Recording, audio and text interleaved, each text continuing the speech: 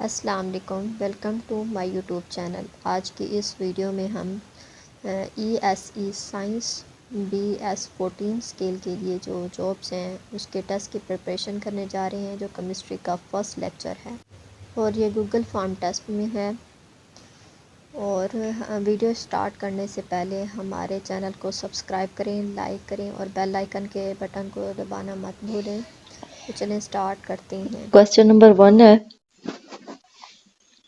according to VBT, metallic bond is related as metallic bond is related at covalent in character। VBT के according जो metallic bond होते हैं वो covalent character show करते हैं। तो हमारा राइट आंसर बनता है covalent in character. B option is right option. Question number 2 है, the diamond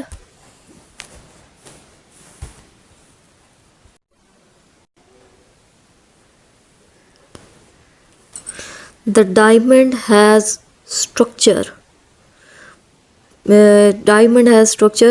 face centre cubic structure. तो डायमंड का जो स्ट्रक्चर होता है वो होता है FCC। ये मोस्ट इम्पोर्टेंट MCQs है पेपर के हवाले से।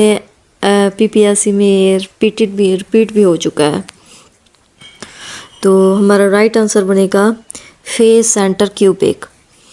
अच्छा जी, क्वेश्चन नंबर 3 है, graphite is used in nuclear reactor. Graphite is used in nuclear reactor. Graphite nuclear reactor में यूज़ होता है for reducing the velocity of neutrons. तो हमारा राइट आंसर होगा डी।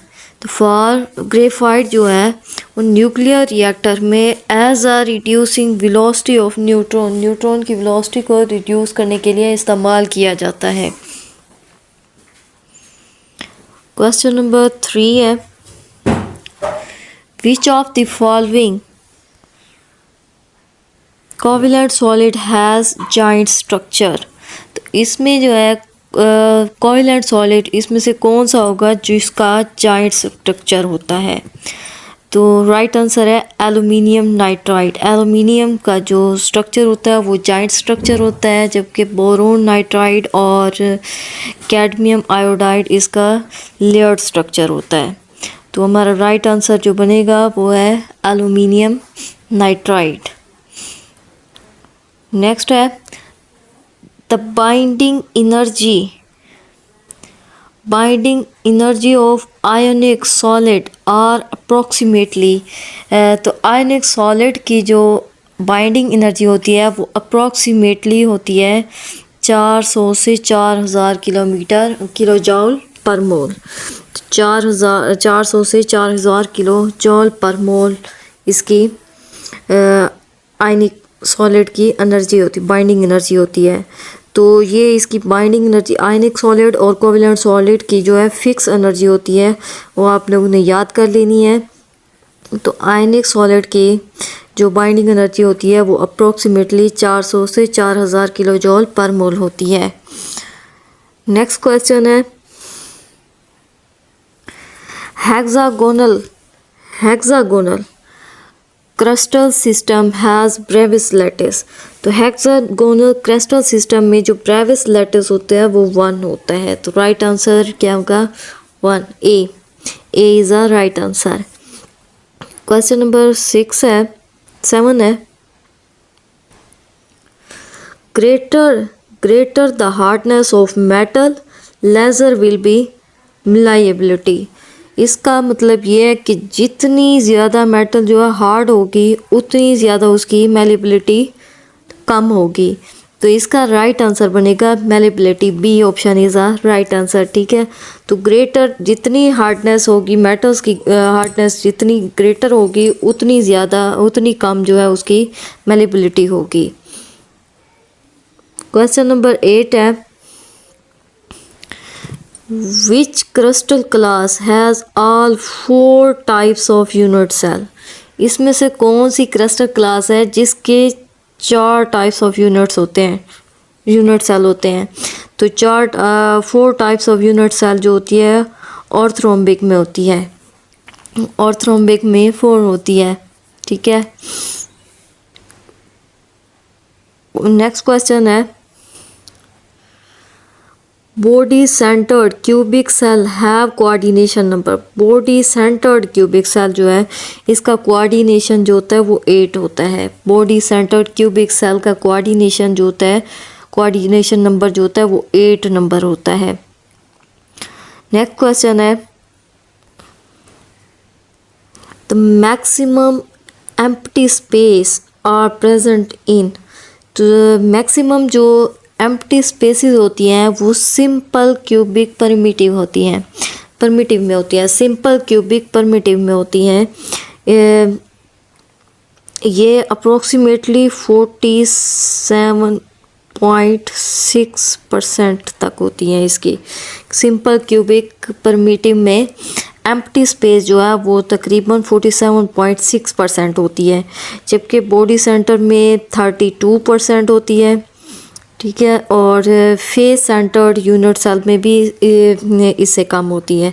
तो इसका हमारा जो राइट आंसर बनेगा वो सिंपल क्यूबिक प्रिमिटिव में होगी। क्वेश्चन नंबर 11 है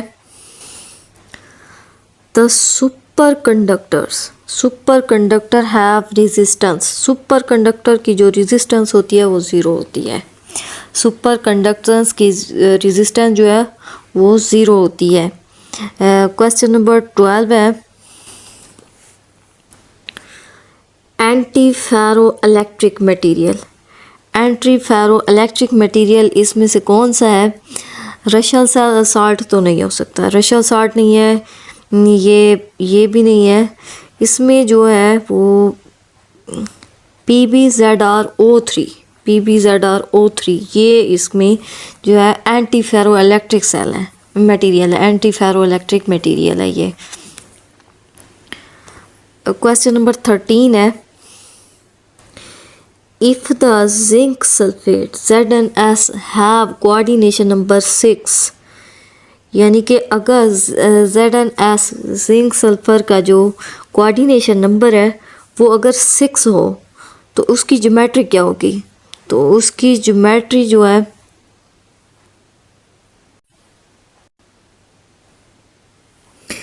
तो इसकी जो ज्योमेट्री होगी वो सिंपल है, ऑक्टाहेड्रल। अगर कोऑर्डिनेशन नंबर जो 6 है, 6 कोऑर्डिनेशन नंबर हैं तो उसकी जो ज्योमेट्री होती है वो ऑक्टाहेड्रल होती है। ये सिंपल क्वेश्चन है और इम्पोर्टेंट भी है, PPSC में आ भी चुका है। ठीक है, तो इसको आपने और से देखना है। क्वेश्चन नंबर 14 है the total volume of alkali metal present in body cubic unit cell of a metal is total volume of alkali metal present in body cubic unit cell of metal is हमारा question बने answer है 8/3 pi R cube, 8/3 pi R cube. और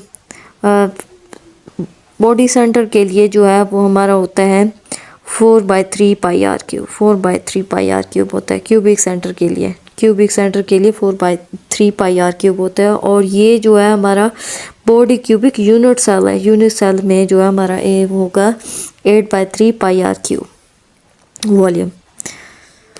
question number 15 है Schottky defect is observed. Schottky defect observed in zinc sulfate, cesium chloride। तो right answer है caesium chloride. तो Scott की defect जो होता है वो सीजियम क्लोराइड में ऑब्जर्व किया जाता है। तो ये जो है FSC की बुक में एज इट इज़ गिवन है और ये इम्पोर्टेंट भी है, इम्पोर्टेंट MCQs है। क्वेश्चन नंबर 16 है trigonal system has Bravais lattice. Trigonal system में ब्रेविस लैटिस जो होती है वो 1 होती है। और अगर हेक्सागोनल है तो उसमें प्रिमिटिव एनर्जी भी 1 होती है। तो trigonal system has Bravais lattice 1। Question number 17 है which of the following is not classified as non polar molecule solid. Non polar molecular solid इसमें से कौन सा होगा? आयोडीन, सल्फर, ऑक्सीजन, ये नहीं हो सकते, ये नॉन पोलर नहीं हो सकते। इसमें से जो राइट आंसर है वो ये है MgO। मैग्नीशियम ऑक्साइड जो है इसको नॉन पोलर मॉलिक्यूल कंसीडर नहीं किया जा सकता, ये नॉन पोलर मॉलिक्यूल नहीं है, ये बाकी सारे नॉन पोलर हैं और MgO जो है मैग्नीशियम ऑक्साइड ये नॉन पोलर नहीं है। क्वेश्चन नंबर 18 है an example of monoclinic system. Monoclinic system की जो एग्जाम्पल है वो कौन सी होगी? तो इसमें है बोरेक्स। बोरेक्स इसकी मोनोक्लिनिक है। बोरिक एसिड जो है वो ट्राइक्लिनिक होती है जबकि बोरेक्स जो है वो मोनोक्लिनिक होती है। तो इसका राइट आंसर जो है बोरेक्स है। और ये वाली जो एग्जांपल है ये FSC की बुक में गिवन है।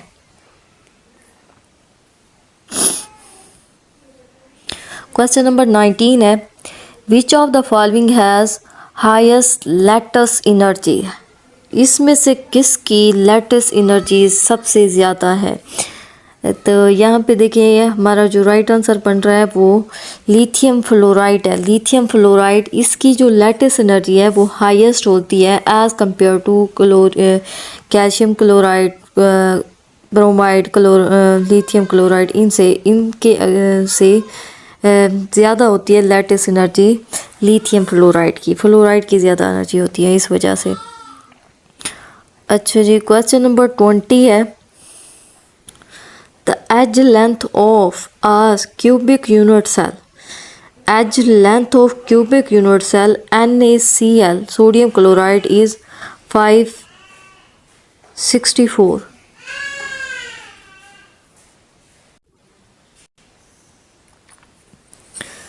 The edge length of cubic unit cell NaCl is 564 picometer.